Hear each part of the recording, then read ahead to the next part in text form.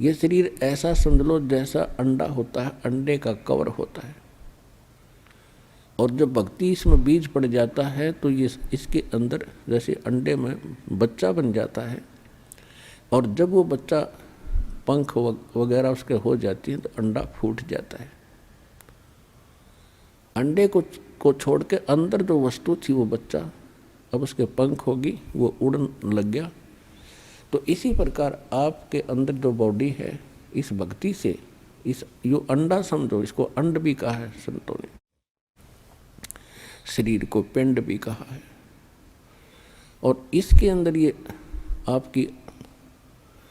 आपका जो भक्ति रूपी पर बनने लग रही है पंख। और जब ये भक्ति खूब करोगे डट के, समय आने पर आपका पंख लग जाएंगी उस सूक्ष्म शरीर का। ये ऊपर का कवर, ये अंडा यहीं पड़ा रह जाएगा। और ओरिजिनल पक्षी यानी भक्ति युक्त प्राणी सतलोक चला जाएगा सिद्धि से उड़ के। तो गरीबदास जी बड़े प्रभावित हुए, परमात्मा उनको लेकर ऊपर गए। सबसे पहले धर्मराज के दरबार में पहले ब्रह्मा विष्णु महेश के लोक दिखाए, स्वर्ग और नरक दिखाया। वहाँ हाहाकार मची थी, सभी प्राणी परमात्मा को देख रहे थे और उनको वो बातें याद आ रही थी जब कभी वो मनुष्य शरीर में थे, जो आज नरक के अंदर दुख उठा रहे हैं या स्वर्ग के अंदर अपनी पूंजी नष्ट कर रहे हैं।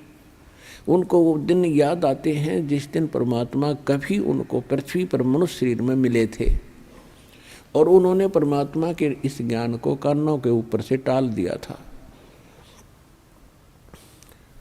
तो वहाँ रो रहे थे वो, हे भगवान, परमात्मा ने कहा कि मैं तुम्हें उस दिन मिला था वहाँ पर, और मैं क्या कह रहा था बच्चों, क्योंकि उसके मालिक के पास तो सारे रिमोट हैं और प्रत्येक प्राणी के अंदर अंतःकरण में कोड वर्ड में पूरी असंख्य जन्मों की, जब से वो जन्म मर रहा है, कुत्ते गधे सूअर से कुछ भी बना है, वो सारा उसके अंदर फीड है। परमात्मा ने वो चालू कर दिया वचन से।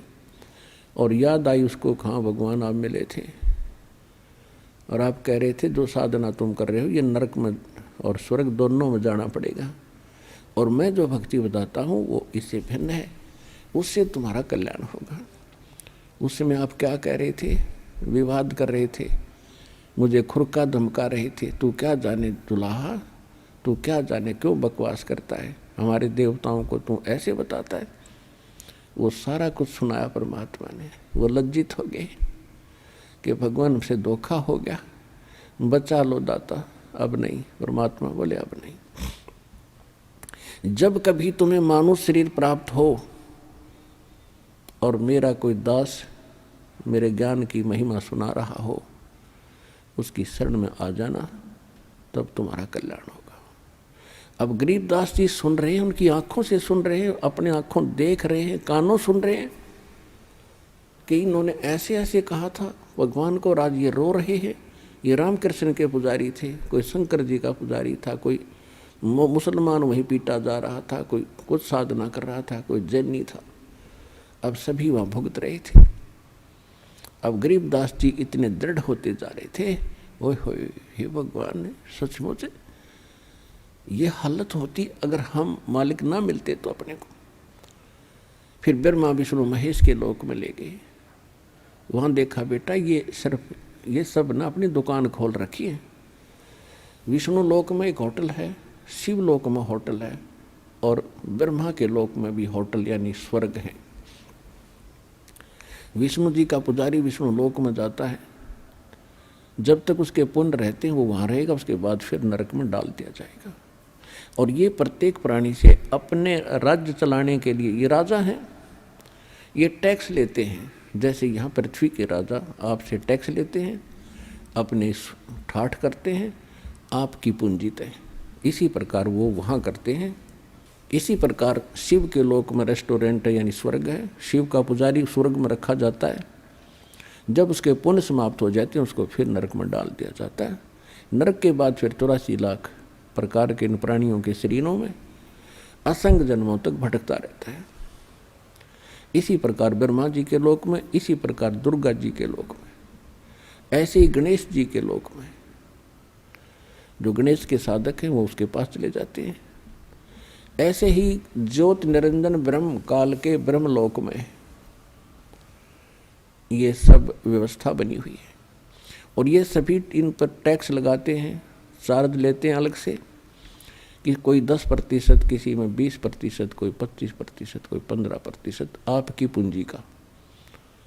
और जब आपके पुण्य समाप्त हो जाते हैं, आपको वहाँ से जबरदस्ती, जैसे यहाँ से फेंक दिया जाता है उस तरह वहाँ से फेंक दिया जाता है।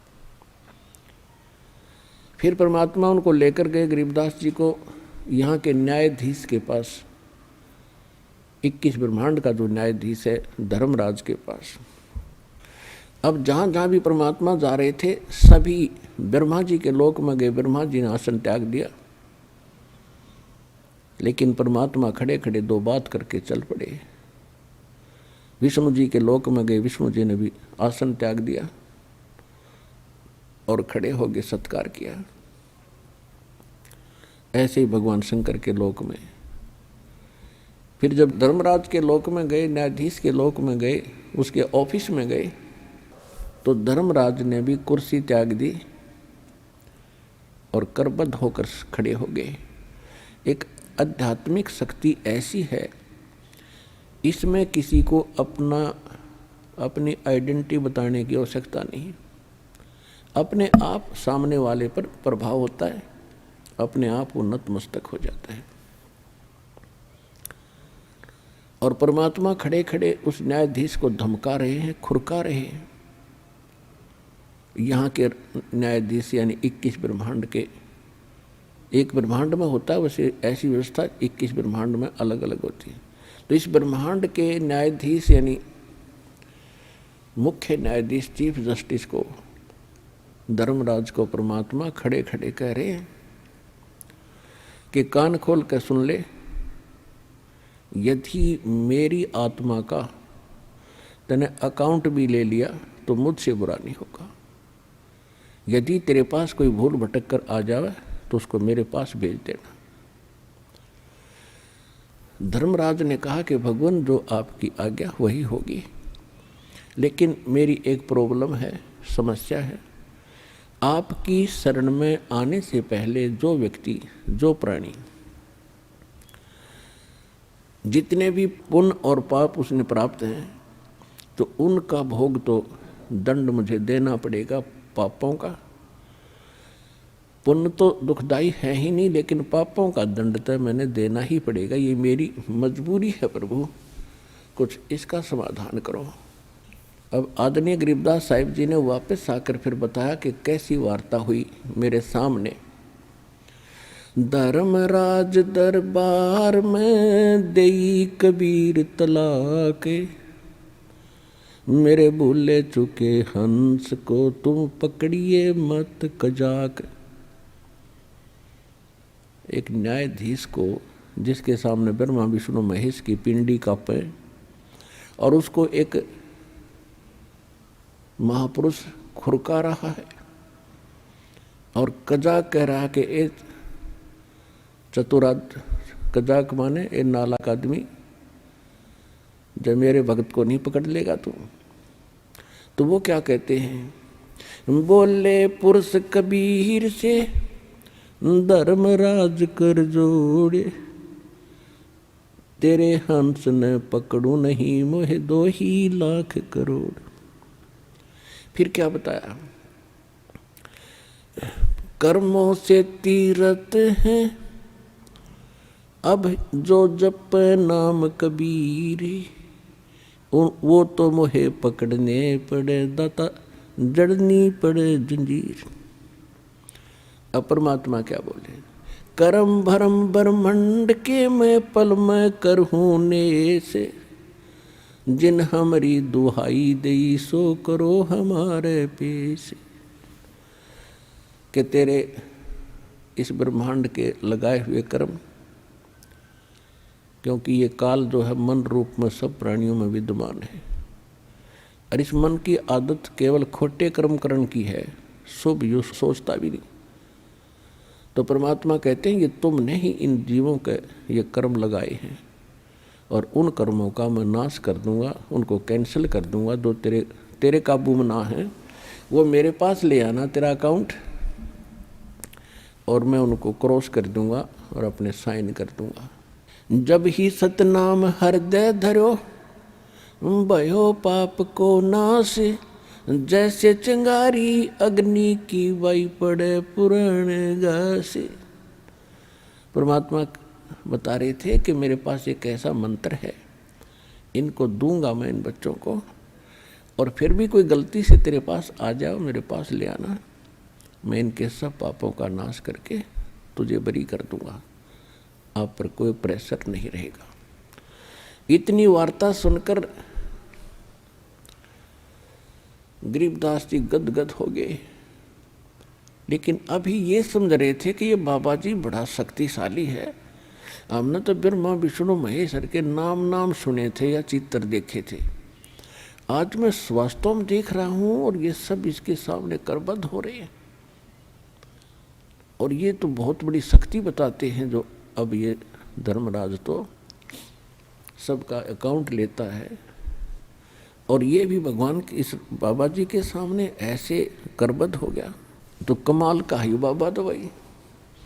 फिर परमात्मा उनको ले गए, वो स्थान दिखाया गरीबदास जी को जहाँ ये काल भगवान, ये ब्रह्म 1,00,000 मानव शरीरधारी प्राणियों को के सूक्ष्म शरीर को तपस्या के ऊपर एक टुकड़ी है पत्थर की, जैसे तई होया करे बड़े बड़ी तय, ऐसे अपने आप प्रज्वलित है, वो अपने आप प्रज्वलित है, और उसके ऊपर 1,00,000 मानव शरीरधारी प्राणी तड़फ रहे थे।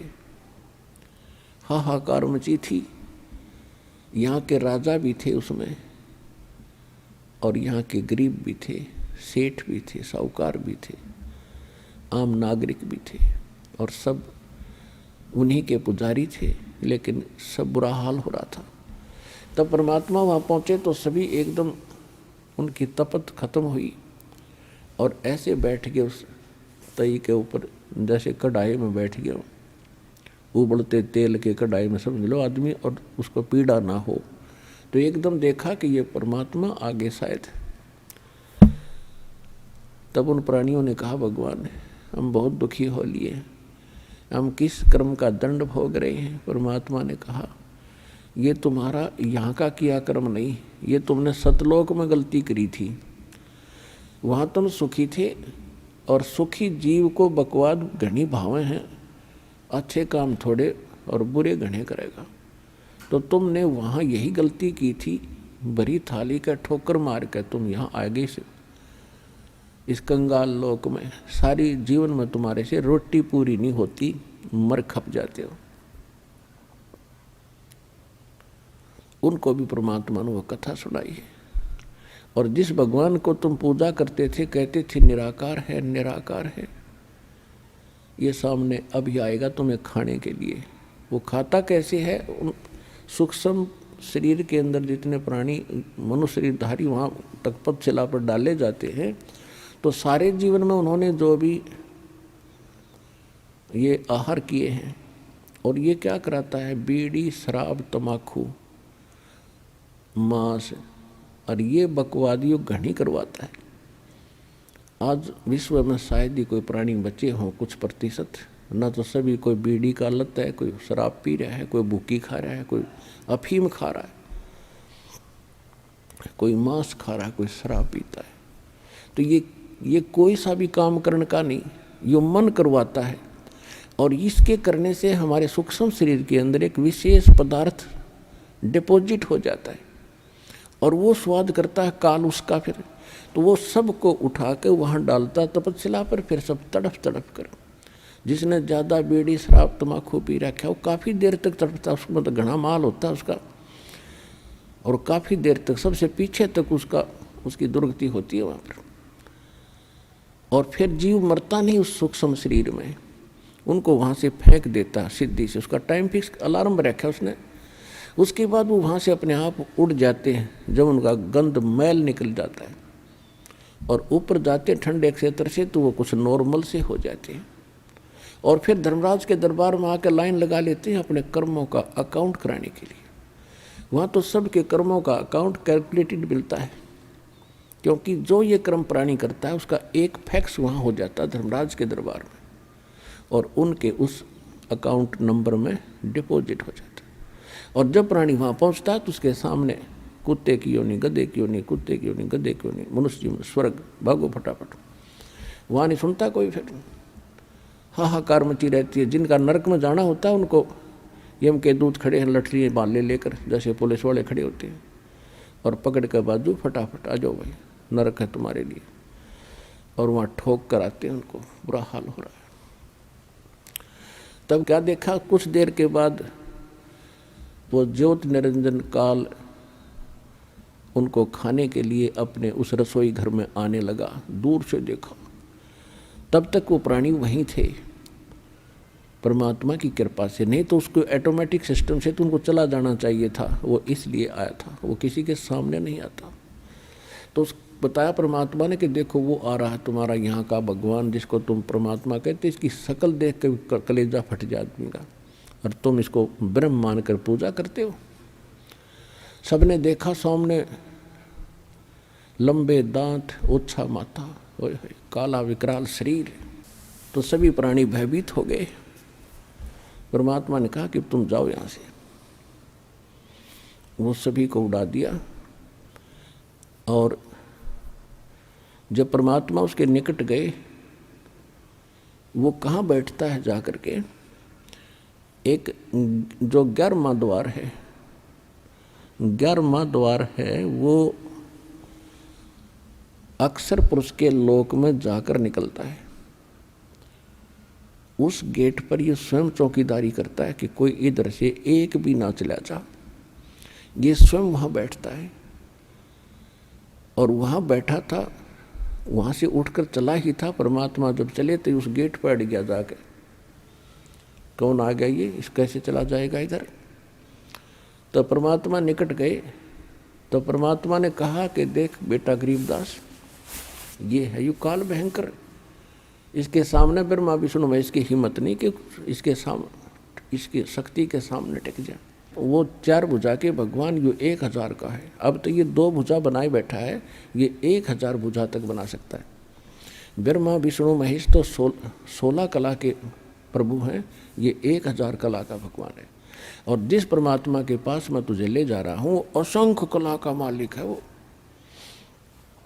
और देखना, अब मेरे पास ऐसा मंत्र है, अब मैं सिमरण करूँगा जाप का, सतनाम का, श्वास से, और ये ऐसे हो जाएगा जैसे, क्या बताया, जैसे फनपति मंत्र सुन रखे फन सकोड़े, ऐसे बीरा मेरे सतनाम से यू काल लवे मुँह मोड़े। कि जैसे गारडू के मंत्र से एक खूंखार सर्प उस मंत्र के बोलने से वो फन ऐसे कर रहा हो, तो फन को इकट्ठा करके और बिल्कुल जमीन पर रख लेता है।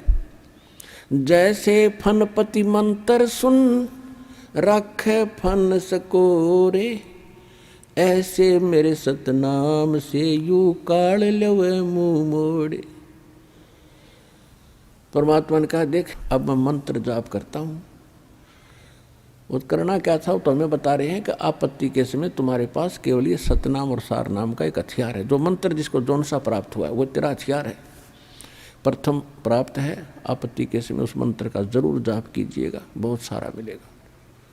सतनाम प्राप्त है तो सतनाम का सिमरण करिए आपत्ति में, चाहे किसी प्रकार की भी है, चाहे रोग है या कोई और पशु पक्षी से है या कोई संसारिक व्यक्तियों से है या कोई राज दरबार से है। एक बार उसका सिमरण अवश्य करके देखना, आपको कैसे चमत्कार मिलेगा, पर सच्चे दिल से।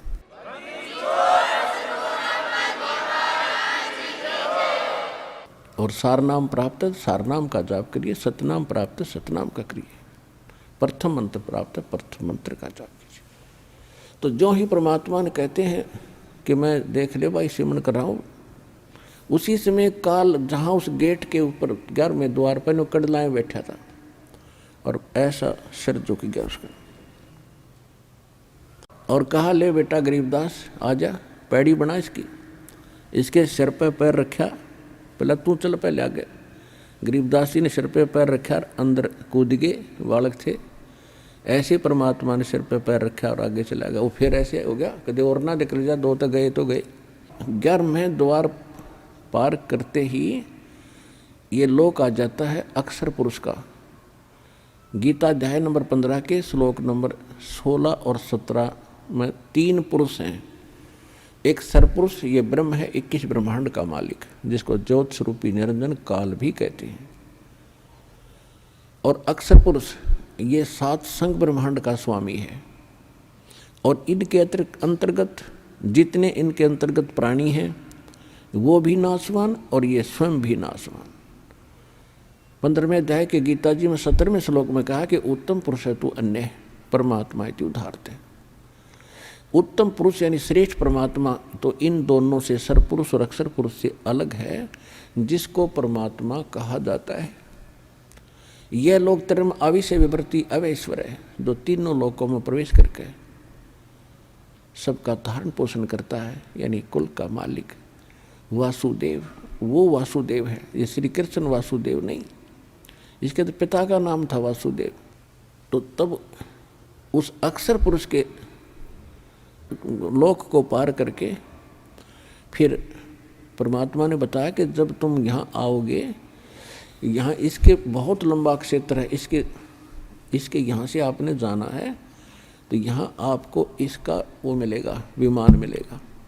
और इसका टैक्स देना है आपने। उस बहर गुफा तक जाने का, 12वें द्वार में प्रवेश करने तक इसका टैक्स देना है। उसका एक मंत्र दूंगा जो इसकी कमाई बनेगी। फिर ये तैयार रखेगा आपके लिए यहाँ एक विमान है, और आपको 7 संग ब्रह्मांडों को पार करके बहर गुफा में छोड़ेगा। उसके बाद एक मंत्र और दिया जाएगा जो सार नाम है, उसकी कमाई से आप यहाँ स्थायी स्थान पाओगे। तो ज्यों ही परमात्मा वहाँ पहुँचे तो अक्षर पुरुष का सारा स्थान दिखाया। अक्षर पुरुष के पास पहुँचे, वो खड़ा हो गया। वो ऐसा निकम्मा नहीं है जैसा ये काल है, लेकिन वहाँ भी जन्म मृत्यु प्राणियों की बनी रहेगी, लेकिन उनकी आयु बहुत बड़ी है। फिर भी जन्म मृत्यु पशु पक्षी ऐसे ही हैं, लेकिन वो किसी को खाता नहीं, स्वार्थवश दुखी नहीं करता। लेकिन कर्म आधार दंड वहाँ भी पुण्य और पाप, स्वर्ग और नरक दोनों ही बने हुए। उसके बाद फिर परमात्मा 12वें द्वार में पहुँचे। अक्षर पुरुष से भी परमात्मा ने, अक्षर पुरुष ने विनय किया, और जो उनसे भूल बनी थी, जो वो उसको याद है, अक्षमा याचना की दाता हमने बहुत गलती की थी, हम आपके लोक को छोड़कर आए थे, अब कभी दया करिए दाता। परमात्मा बोले, वह दया तो हम रोज ही करें, पर तुमसे ये लालच ना छूटता, यहाँ की प्रभुता ना छूटती। ला अब कर दूं दया तेरे पे, मैं कहूँ ऐसे भक्ति कर। फिर क्या कहता जी, फिर देखेंगे। वो उठाठ दिखे उसने, फिर देखेंगे। सब किसी ने देख ले, जिसने समय पर रोटी मिल रही है, छोटी सी कोई जॉब ठीक हो या व्यवसाय ठीक हो, बाल परिवार ठीक हो, उसको कोई कह दे आजा भक्ति कर ले, नहीं होगा फिर देखेंगे। ये बात गुट्टी लानी है शाम ने, वह ना छूटती।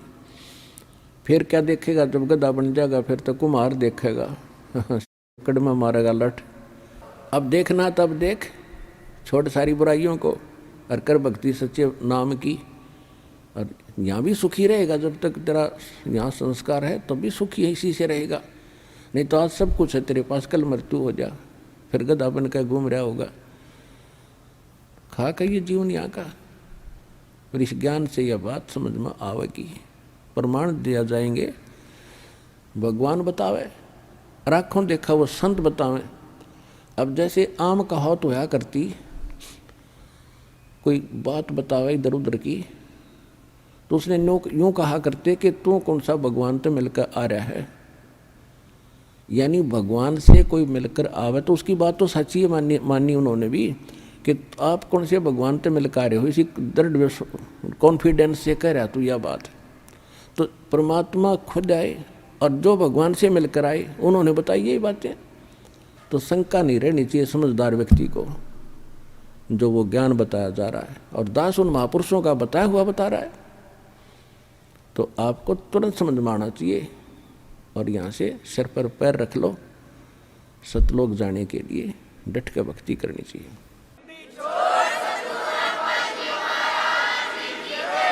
अगर आप ये वीडियो YouTube पर देख रहे हैं तो हमारे चैनल को सब्सक्राइब करें और बेल आइकन को दबाना ना भूलें। अगर आप Facebook पर ये वीडियो देख रहे हैं तो हमारे पेज को लाइक करें।